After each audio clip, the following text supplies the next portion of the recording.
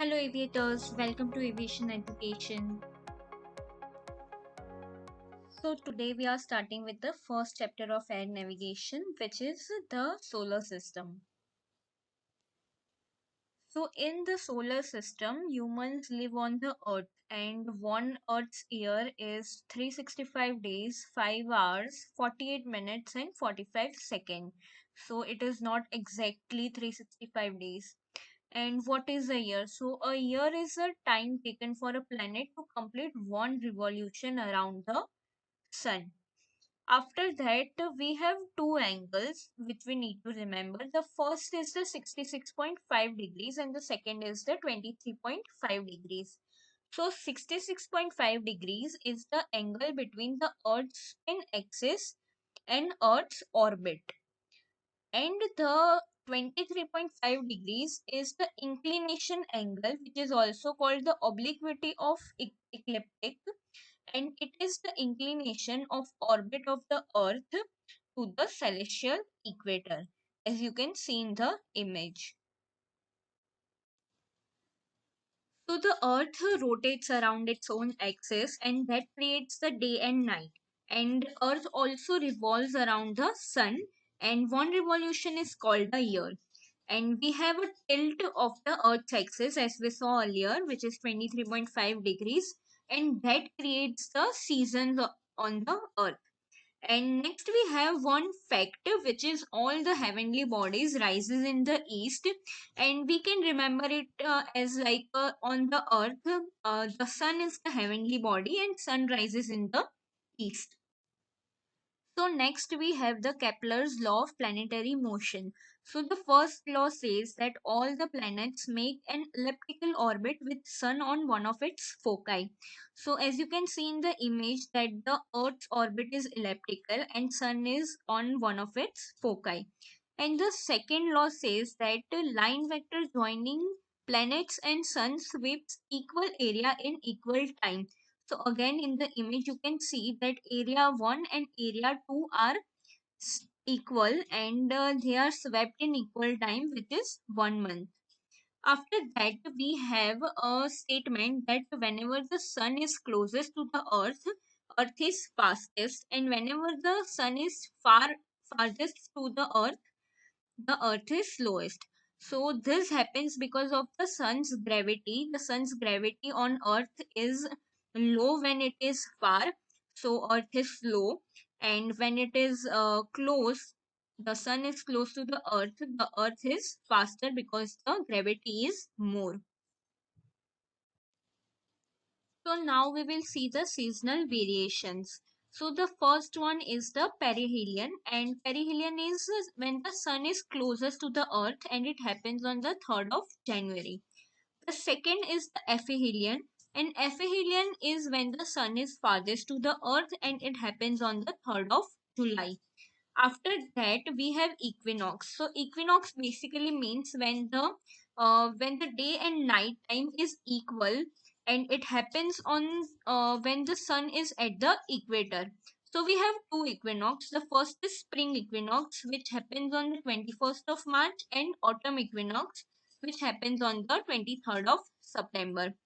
After that, we have the winter solstice and summer solstice. So, winter solstice is the shortest day in North Hemisphere, and it happens when the sun is at 23.5 degrees south, so on Tropic of Capricorn, and it is on 22nd of December. And the summer solstice is the longest day in North Hemisphere, and it happens when the sun is at 23.5 degree north on the Tropic of Cancer, and it is on the 21st of June. So let's understand what is the twilight period. So you know how before the sun rises we can see a little bit of light, and even after the sun sets we can see a bit of light. So that time period is known as the twilight period. And here we have three types of twilights. The first is civil twilight. So whenever the sun is from 0 to 6 degrees below the horizon, it is called civil twilight. When the sun is below 6 to 12 degree below the horizon, it is called nautical twilight. and when the sun is 12 to 18 degrees below the horizon, it is called astronomical twilight. And here we can see that we have two types of horizons. So the first is sensible horizon. So whatever a person can see from a naked eye without any atmospheric reflection is called sensible horizon. And the visible horizon is horizon below the sensible horizon. So on the earth, there are some places where the sun doesn't rise for few months, and at some places the sun doesn't set for few months.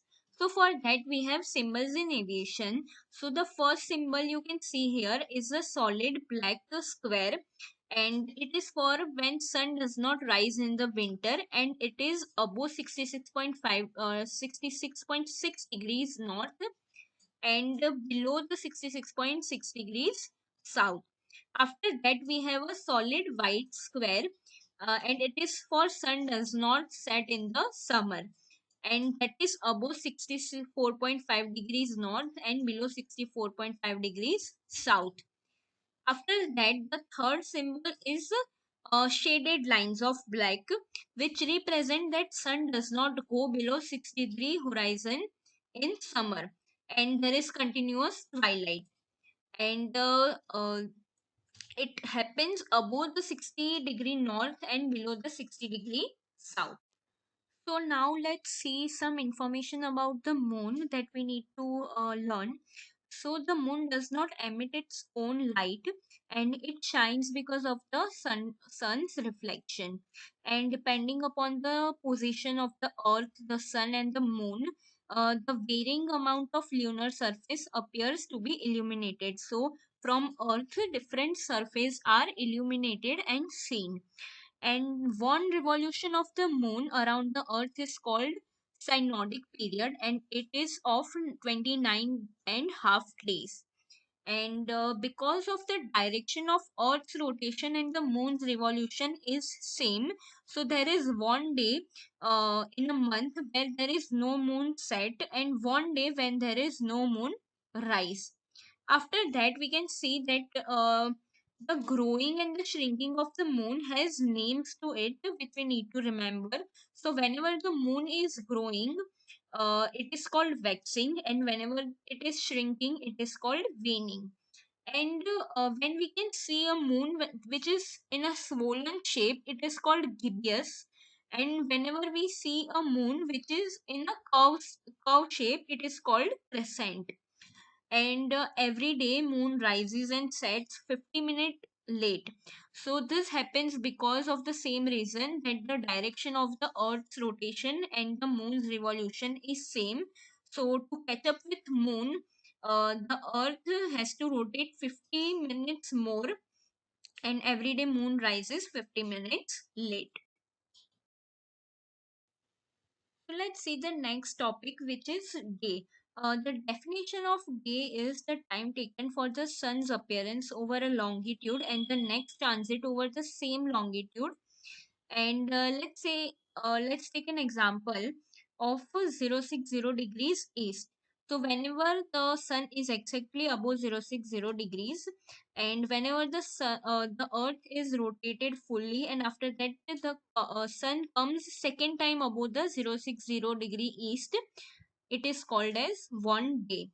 And this is known as the apparent solar day, and it can vary from 23 uh, hours 14 minutes to 24 4 hour 14 minutes. After that, to make everything uniform, all the days uniform, we made mean solar day, which is of 24 hours. And in that, we see that we have an imaginary sun over the equator at constant velocity. And the next day is the sidereal day, which is of 23 hours and 56 minutes, and it is the time interval between the two transit of a fixed point other than sun. So if we take any other point than the sun, we what the day we get is called the sidereal day.